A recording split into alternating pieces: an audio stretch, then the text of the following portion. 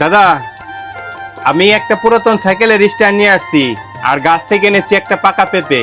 তো এই পেঁপেটা কাটার জন্য আমাকে একটা চাকু তৈরি করে দিতে পারবেন? জি পারবো, অনেক সুন্দর একটা চাকু হইব, আপনি বসেন আমি তৈরি করে দিচ্ছি। আচ্ছা ঠিক আছে, তাহলে এই পেঁপেটা কাটার জন্য আমাকে একটা চাকু তৈরি করে দিন। ঠিক আছে, বস।